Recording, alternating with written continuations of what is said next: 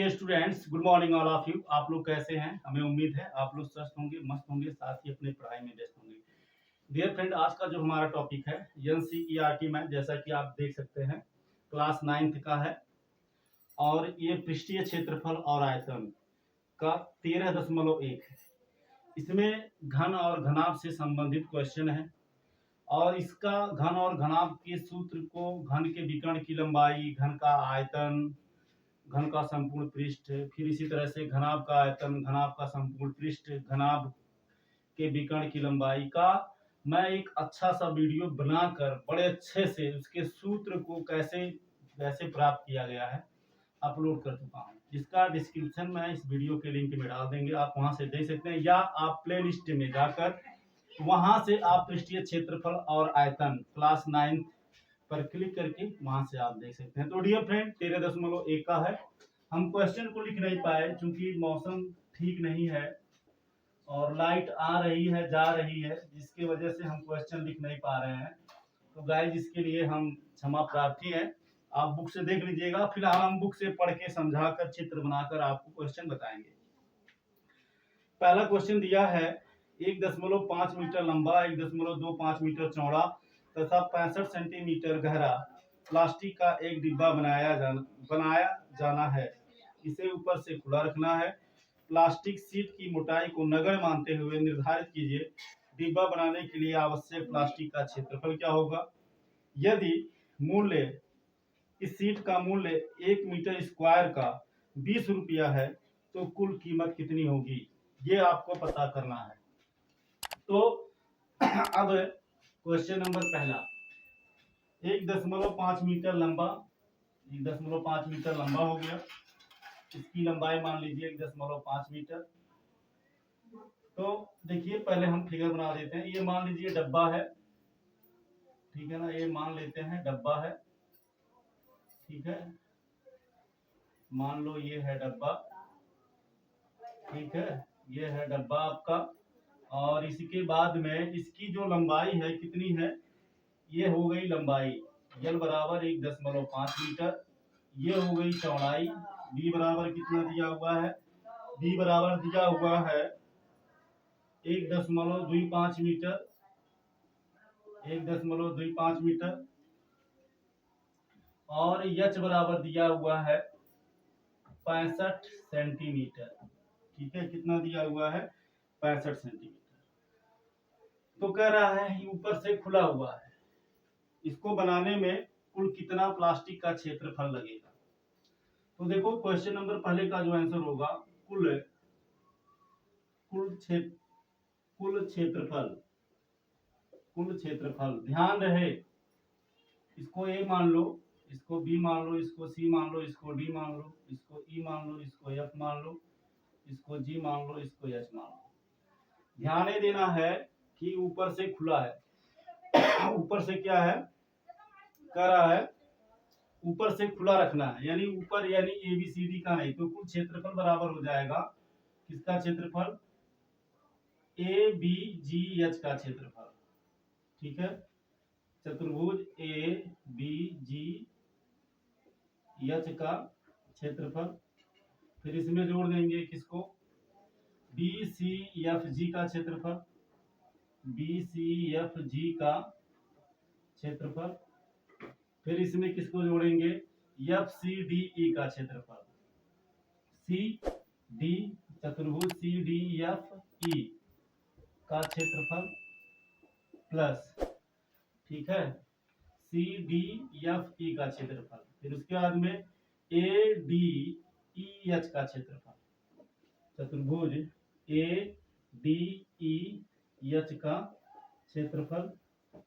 इसके बाद में किसको जोड़ेंगे, इसके बाद में जोड़ देंगे HEFG का क्षेत्रफल, HEFG का क्षेत्रफल, HEF, चतुर्भुज HEFG का क्षेत्रफल, ठीक है। 5 होना चाहिए, 1 2 3 4 5, ठीक है ना। जैसे एक पृष्ठीय हो गया, एक पृष्ठीय 2, एक ये वाला हो गया 3, एक ये वाला 4, एक ये वाला 5, ऊपर से खुला छोड़ना, यानी ABCD का नहीं निकालना है।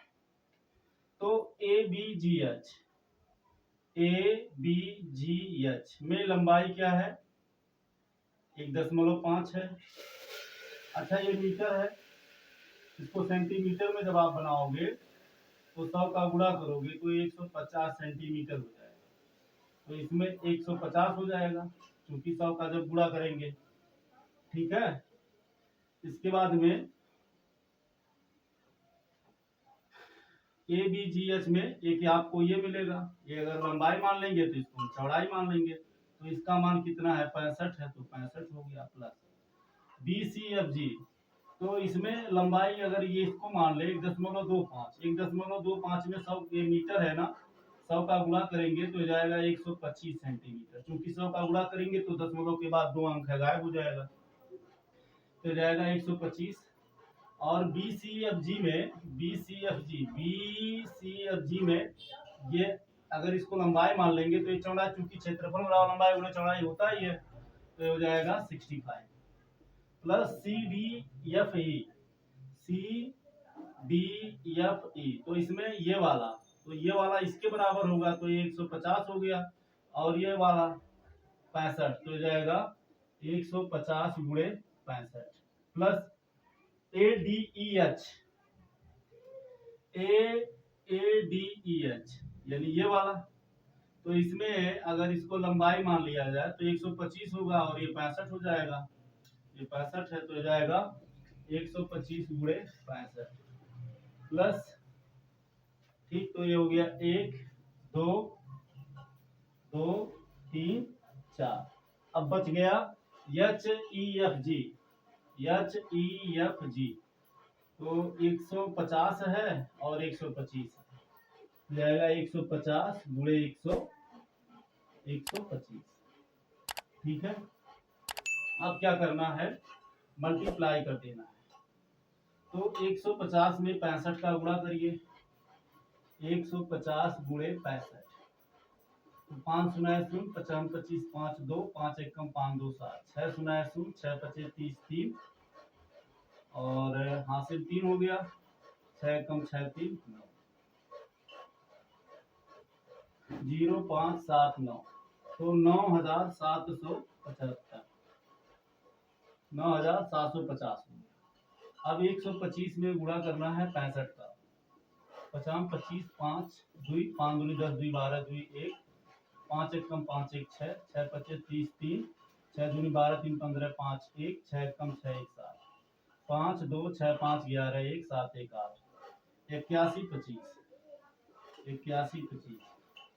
फिर 150 में 65 का गुणा करेंगे तो यही वाला है, तो ये हो जाएगा 9750 प्लस, तो इसके बाद में फिर 125 का 65 में करेंगे तो यही आएगा 81 25 हो गया प्लस, तो ये हो गया 1 2 3 4। इसके बाद में 150 में 125 का करेंगे, 150 का गुणा करेंगे 125 में, तो 0 0 0, 50 25 5 2 5 2 10 2 12 1, 5 1 कम 5 1 6, 1 50 5, 1 दुआएं 2, 1 1 कम 1, 0 5 5 2 7, 6 2 8 1, 18 750, 18 750। अब इसको सब क्या करेंगे, हम जोड़ लेंगे, तो ये हो गया 18 750 प्लस, ठीक है, 9750 दो बार है, तो 9750 में 2 का गुणा कर दो, 2 शून्य 0, 2 25 10 1, 2 सत्ते 14 15 5 1, 2 9 18 19, तो हो गया 19,500। फिर उसके बाद में 81 225 दो बार है, तो 81 200 81 25 81 25 दो बार है, 2 का गुणा कर, 2 25 10 1, 2 दूनी 4 5, 2 1 कम 2 2 वर्ष 16, तो 16,250, ये हो गया 16,250। और 150 का गुणा 125 में जब किया गया है तो 18,750 आया, ये हो गया 9,750। 9,750 को जब जोड़ा गया 9,750 को, तो 19,500 आ गया। 81 25 को जब 2 बार जोड़ा गया तो कितना आया, ये आ गया 16,250। इसको जोड़ लीजिए तो हो जाएगा 0 5 5 10 1 हो जाएगा, 5 2 7 7 14 5 1 हो जाएगा। 8 1 9 9 8 1 9 9 18 2 20 4 24 4 1 हो जाएगा। 1 2 3 4 ये 4 हो गया। ठीक है ना। तो 18,750 फिर 16,250 19,500। तो ये 0 5 5 10 1 7 5 12 2 14 5 14 15 5 1 8 1 9 9 18 2 20 4 24 4 2 हो जाएगा।